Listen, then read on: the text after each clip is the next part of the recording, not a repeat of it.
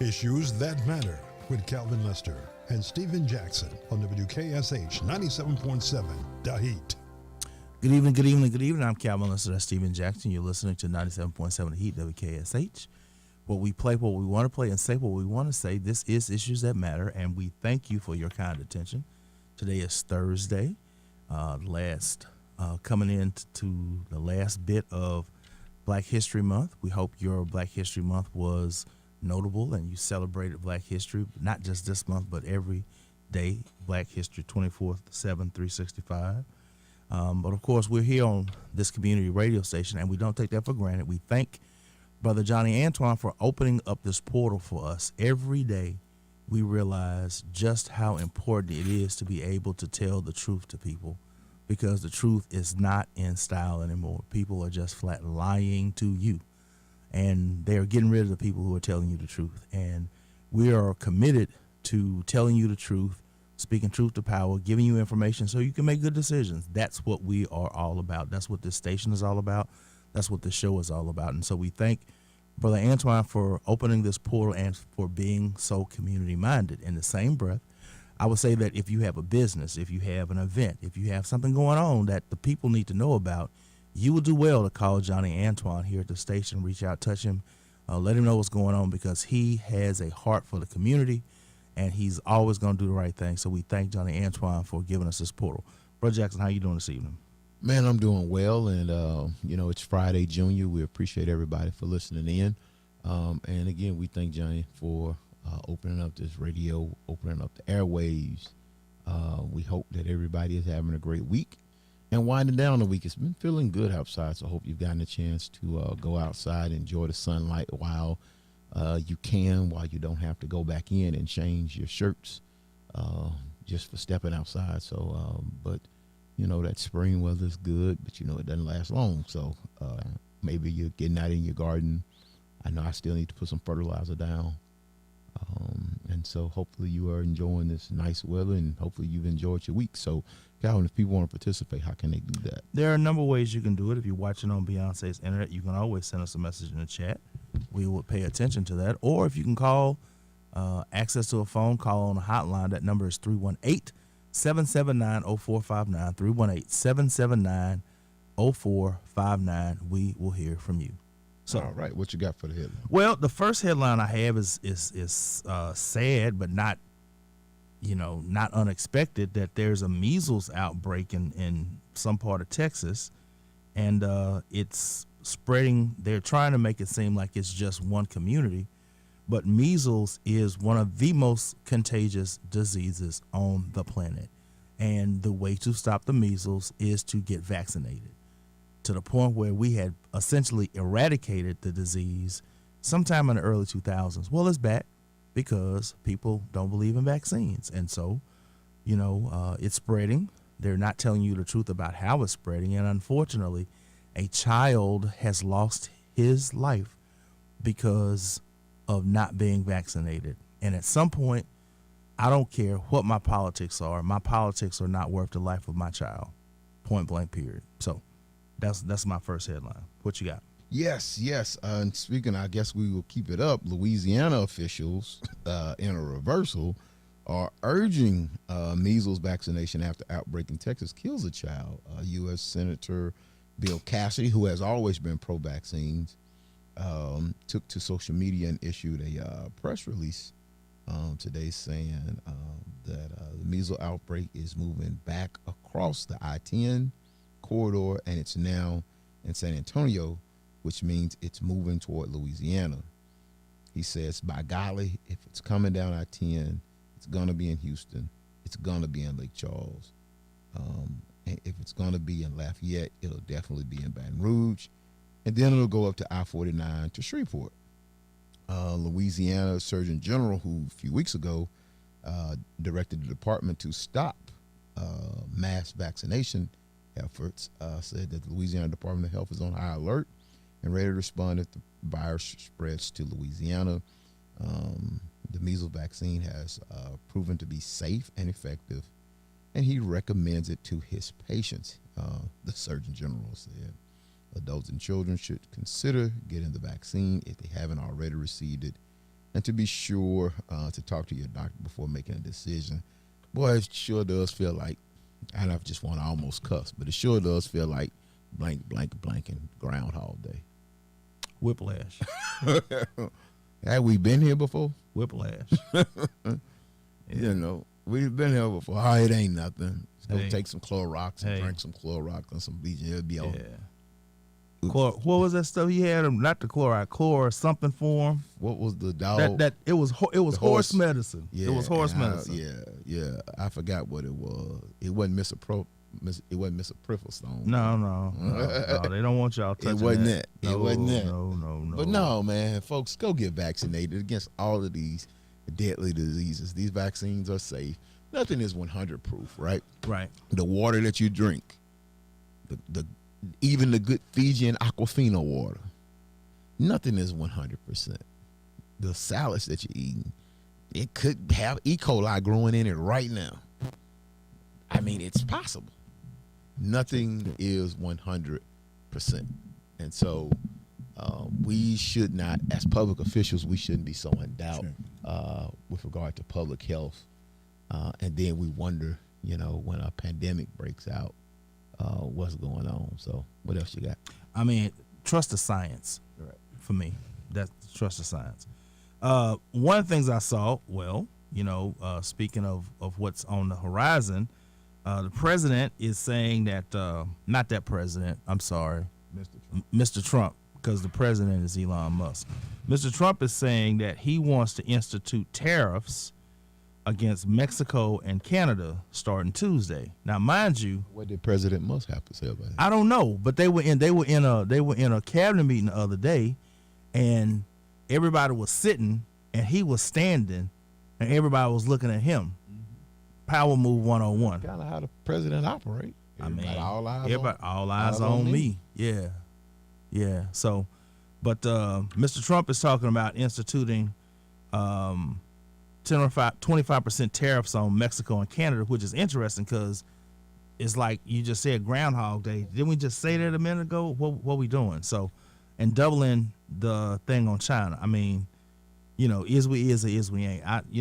It's just interesting that we keep circling back to this, and it at some point these threats that he's taken, they're gonna call bluffs. And as I appreciated what the Canadians have said was, we got billions of dollars of your products that we just gonna tariff, and we're not gonna buy your stuff. So you're gonna be stuck like Chuck. Right. We're gonna stop buying your whiskey, your liquor, your this, that, your that. We your number one trading partner. But if you wanna, disrespect our dollars, then hey, we got something for you. What you got? Yeah, so I'll wrap it up with a federal judge on today ordered the Office of Personnel Management to rescind memos that directed agencies across the federal government to fire probationary employees, finding that they were likely unlawful. Another federal judge is now saying that the federal government must notify agencies it did not have the authority to call for the firing of those employees, but stopped short of directing agencies themselves not to continue with the terminations. The order only applies to agencies with ties to the plaintiffs in the case, but the judge urged the government to go a step further and notify other agencies as well.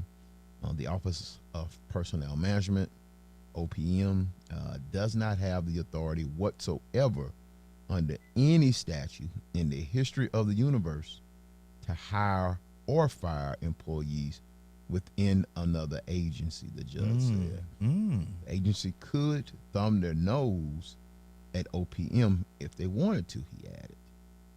The judge said he would release an opinion with further details in due course. An evidentiary hearing is expected next month, where the judge said he wanted the Office of Personnel Management acting director to testify. This is getting interesting. I don't know if they're trying to test the courts on what the presidential and executive powers are with regard to federal employees. Right. Are they just at will employees of the president? Right.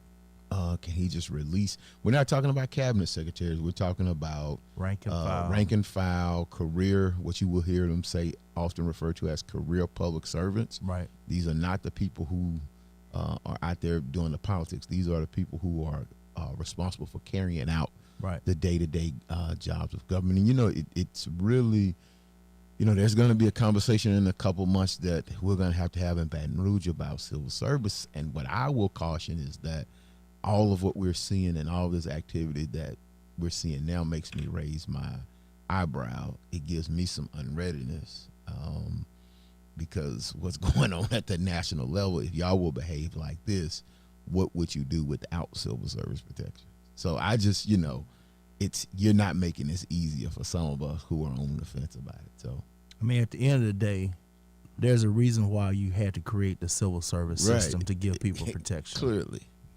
So, I mean, when you want to do away with a system that gives ordinary people protection, so that you just don't walk up in the office with a wild hair and say everybody gone for no reason, that's probably why you had it. And so, you know, before you just get rid of stuff, ask why the turtle is up on the fence.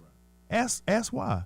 And they'll tell you it's on the fence because we put it there because of this, that, why and did the the third. caged birds? Oh, my bad. There you go. I got beside myself. There you go. There you Hey, go. Steve, so how can Elon Musk be held responsible for anything he do if he's not actually hired or actually an employee of the government or working with the government? How does that work? Because he making decisions and doing things, and he really don't have a title other than the whatever they put together. What is called Doge. President Musk. Right. Be careful, Johnny. You need to get where you been. You need to get it together. President Musk. Right. No, I ain't gonna. He President Musk. That's He's the stupid president. right there. But you President Musk. you telling the truth, but that's crazy. That's crazy. Bro. But no, he. I don't think he can be held responsible. But I think that's what's probably working its way through the courts, or some aspect of that is working through the courts. Right. To determine what, you know, this Doge concept, what legal authority do they have Right. to lay off employees? What legal authority do they have to access sensitive documents Right. and Yeah, 'cause confidential they're not information? employed. They're not Right. employed through the government. Right. So they're not cabinet confirmed. Nobody, Yeah, you know. But exactly. hey, So- he the president, dog. You know what he want to do. I mean, man, that's crazy. bro. I don't want to say I'm trying to interesting. figure out. I'm just trying to figure Well, out. no. I think a lot of people are trying you to in the figure same out. boat as all of us. Right. What has happened? What has happened is there have been people that have sat down for quite some time. I'm sure over various amounts of beverages, coffee, brown, tequila, whatever, over the last 4 years, and have decided, what can we do to make this the way we want it so that we can do what we want to do? And what you do is you get a bunch of people in the room, smart folks, and you say, okay, well, I want to do this. How do I get there? Well, in order to do this, you have to do this, and this. Okay. In order to do that, you got to do this, and this. And so the point that we're at is this 900 and some odd pages of Project 2025 is a well-researched, well-thought-out plan of doing exactly what's going on right now. And when we were telling people that Project 2025 was real, that it was dangerous, a lot of folks said, it can't be that bad. Well, yes, it is. And now you have what you have. The fact of the matter is, in my personal opinion, President Musk is a good businessman. He's probably a better engineer than he is a businessman. And Mr. Trump is not smart at all. He's a figurehead. Right. And they have given him what he wants, which is the title, but they've given him a playbook and said, run these plays. And he's clearly comfortable in running the plays that have been put in front of him, because once he became president, he's like, I'm not going to jail. Right. So anything after that is gravy. Yeah, but it's I mean, and the fact of the matter is, that's why it's important for people to tell the truth. That's why it's important for us to research these things and give people information. That's why it's important for people to read and be curious of these things themselves. What we have done more often than not in this country is be lazy. I don't have to do it because Johnny's going to tell me what it is. I don't think it's important to me, so Johnny or Rep Jackson tells me it's this, it's that. And so as long as in my mind they're telling me what it is, I don't have to do it myself. At a certain point, we're going to have to take personal responsibility for what's going on in our country, what's going on in our city, our state, and be informed, and then make decisions and speak out. It seemed like even with the terror, seemed like everything's going to rise. I mean, from car prices to parts, food. Of course. Because if he do that, they just turn around, and he really, man, just being a bully. I mean, but that's who he is. But you got to understand the whole point of this. They've got to cut all of this stuff because they're trying to give a $1 trillion tax cut to the billionaires. Once they get their $1 trillion tax cut, where they don't have to pay even less than they do, the government can go somewhere and sit down. They don't care. Wow. At the end of the day, so looking at this long term, what's going to have to happen is we'll have to look at who controls the media, right? We're going to have to start breaking up like FDR did, breaking up the cartels, breaking up these huge global industries that were fixing prices. Well, now we live in the information age, and 3 or 4 people can decide what's going on. I was reading today, Jeff Bezos owns the huge newspaper. What is it, the Washington Post? Mm-hmm. He decided that from now on, this is what's going to happen in the editorial page. In the history of the Republic, you've never had scenarios where the owner tells the journalist on the opinion page what to write, what not to write. But because in his mind, it's mine, and I'm not going to have that because I'm trying to get my tax cut because I want to get even more money. So, I mean, at a certain point, all of this stuff starts to feed itself. And it, one of the things that I give Stephen credit for it, he says, and I agree, that sometimes you have to call a thing a thing. And in this case, Iyan Van Zant. And this thing is the billionaires taking the country, destroying it for their own self-interest. Personal gain. Period. And it's going to be a lot of folks that's going to get that wake-up call that they thought it was just us that he was hammering. But it ain't that many black people. It ain't that many black people running the government. And I'm going to shut up when I say this.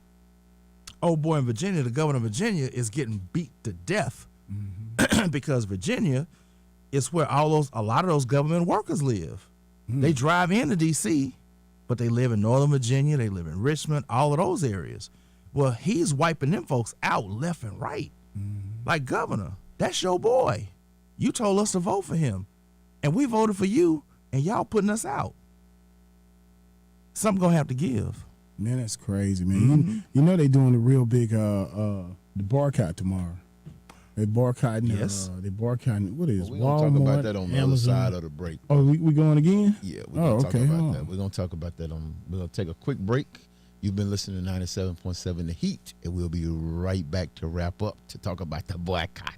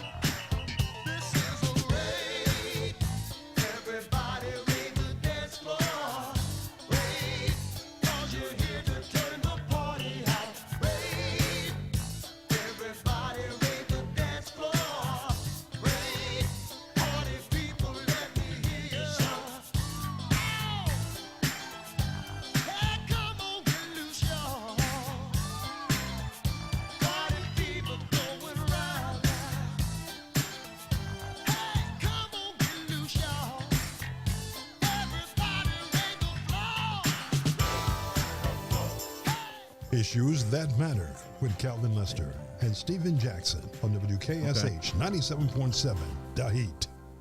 And we are back. We thank you for being with us. This is Issues That Matters. We're in here on our Friday Junior. We hope you have it. It's the weekend, baby. Yeah. DJ Darryl, who used to hit that. Mm-hmm. Yeah, if y'all don't know, now you know. So Calvin, what you got on this? So we social started action. Y'all yes. got your social action. Yes. Y'all in here with your dashikis and your your Kente Klaus on, and you got your bayonets and all of that. Don't get hurt. Hey, as an aside, I used to extremist. When I was younger, and they were doing the whole medallion thing. That was a big thing. Mm-hmm. Until I realized that the medallion was made in China. Oh, I was like, I can't wear that, man. That defeats the purpose. You know, you got your medallion at the swap meet, but that's another story.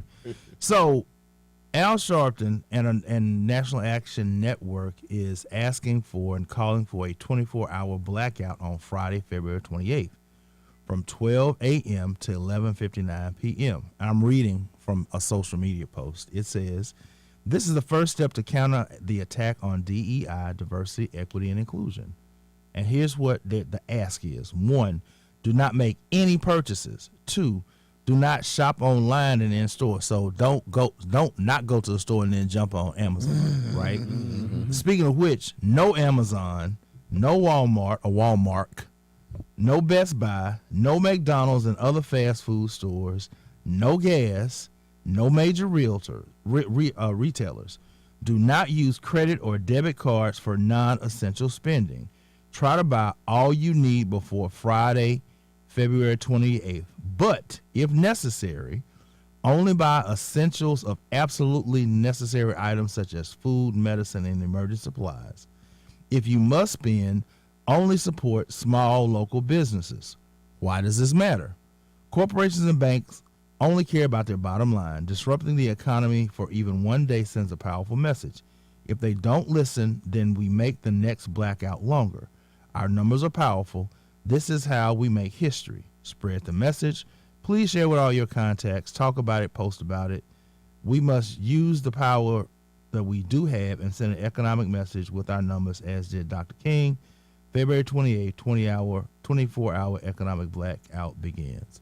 So the call is for us to not spend any money on tomorrow in any way, shape, or form.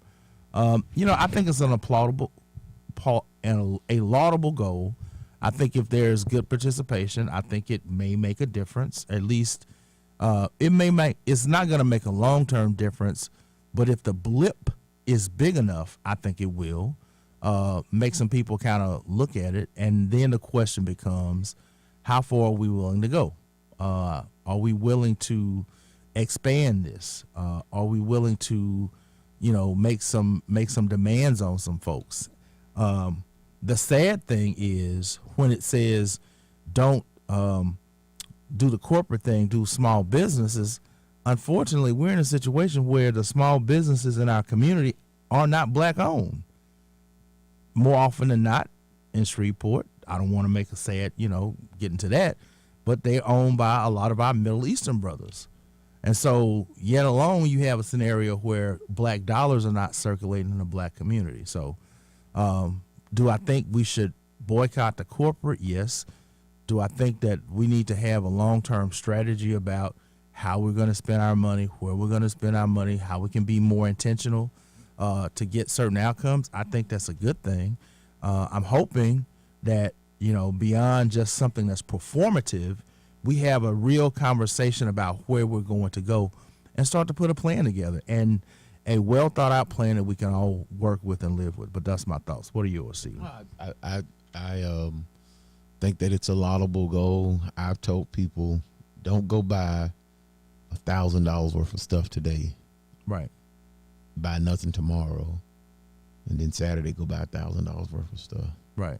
Or don't go buy $100 worth of stuff today, nothing tomorrow, and $200 worth of stuff on Saturday. Right. Because the net effect at that point, right, at the end of the month, when they count their receipts and their receivables, it will be the same. It will be the same. Right. You've got to the corporations don't care about their bottom line.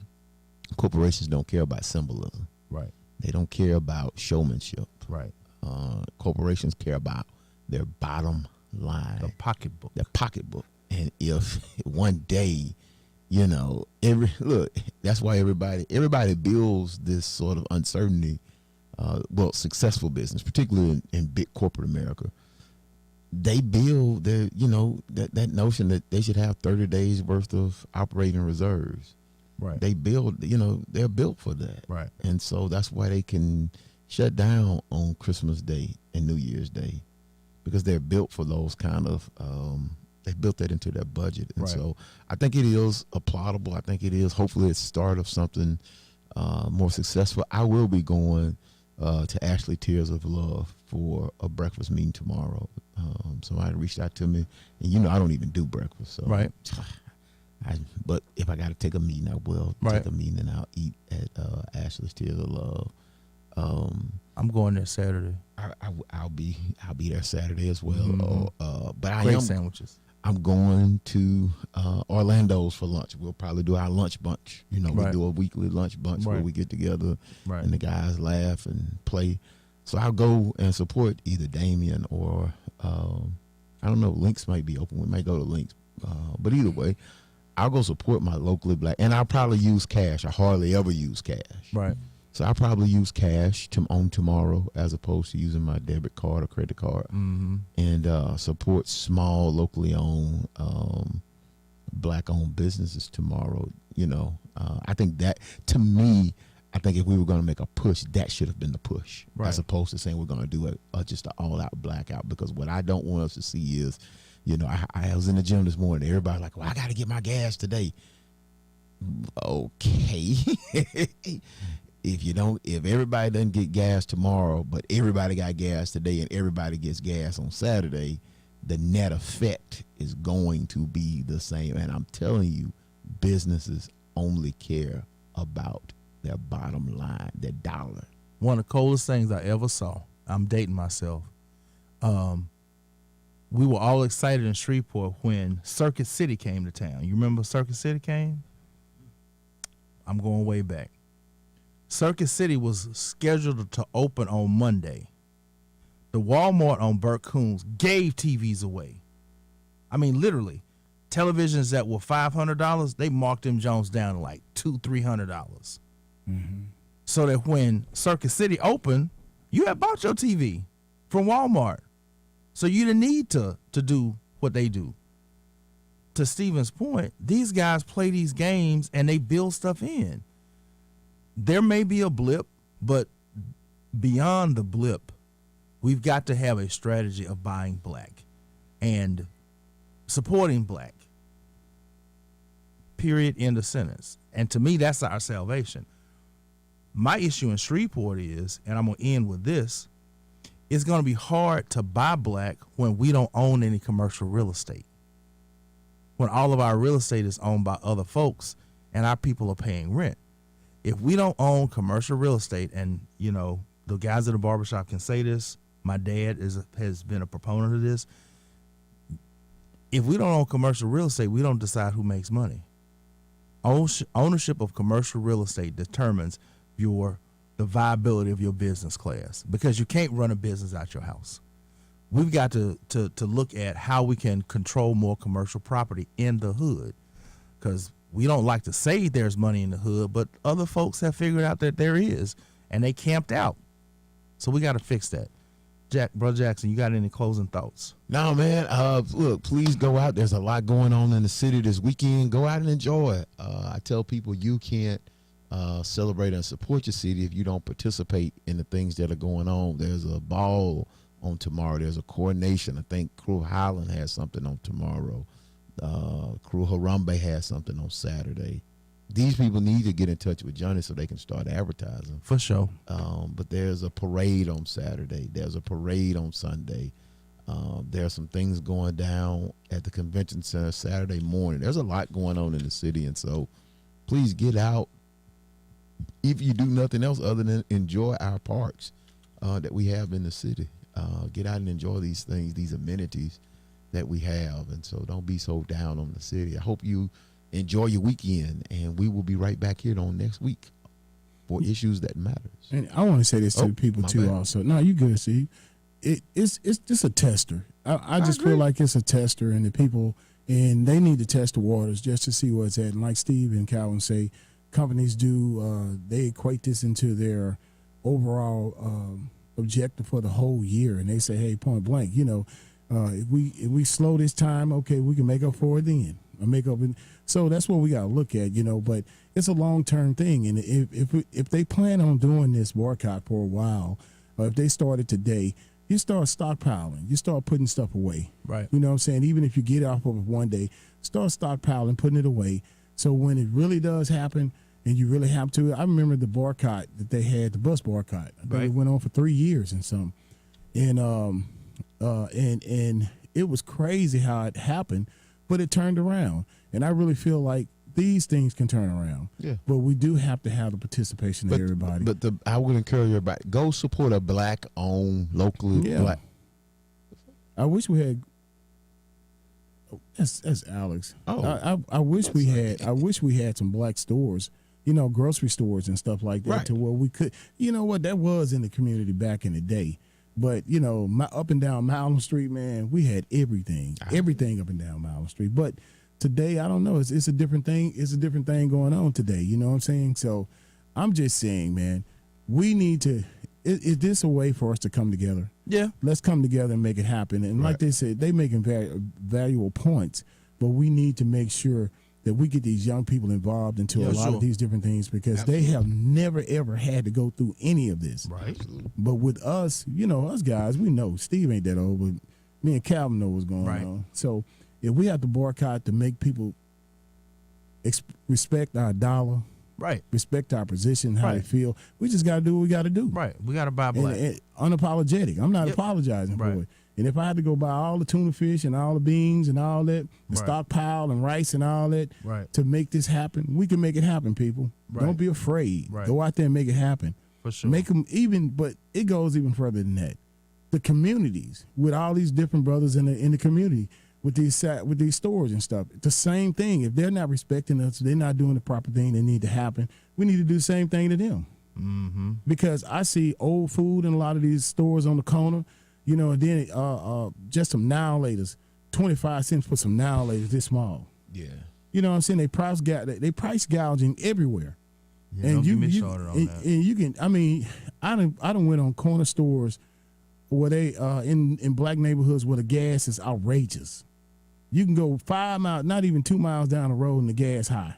Right. And I went and boycotted this one over here on P Avenue. Right. That dude lowered his prices because I put him on the news. Let people know stop going to the service station. He gonna charge you $3 in gas, $2.20. Right. Come on, man. He price gouged in the neighborhood, and Right. I know you guys, man. I don't want y'all to get involved until I miss. But it's just real. It's just I'm a real talk. civilian. I can say what I want to say. At the end of the day, and I'm gonna wrap it up with this. I think this is the beginning. There needs to be a concerted plan. There needs to be some conversation. A good agenda going. And what we need to do is craft a black agenda right. that we can all agree to and move forward. It's one thing to say how bad Project 2025 is, and it is. It is. But you got to respect the fact that they sat down and put their plan together. yeah.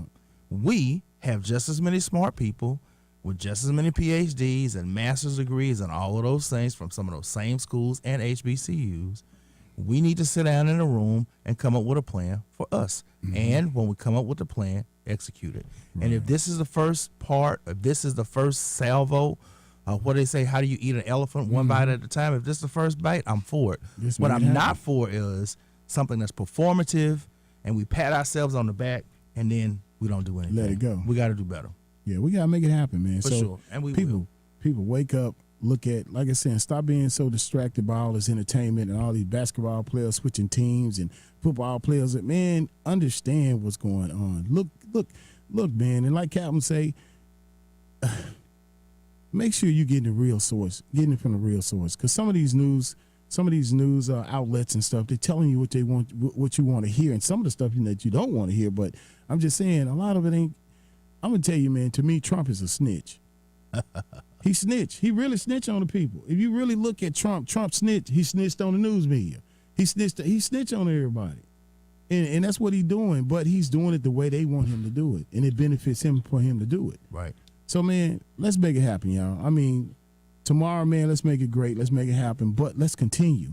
Right. Nobody should have to tell you not to go and spend money for a place that don't respect you. Right. Just stop doing it. Right. Come on, man. I do it at the corner store. When I see the guys, what they do at the corner store, they're our people. I stop going. I tell them why. I ain't gonna just leave you in the dark. I'm gonna tell you why I'm doing it. Right. Right. It's issues that matter. Calvin Lester, Steven Jackson in the house, man, my boys, man, and Alex just walked in the house singing. If y'all ain't heard him, he's singing so loud. We was like, Steve got scared. Steve said, "What did I bring Reach my down piece?" for the piece. Right. That's WKSH 97.7. Take us out, Calvin. Let's get out of here, Calvin. Yeah, y'all take and have a great rest of your week in Black History Month. Peace.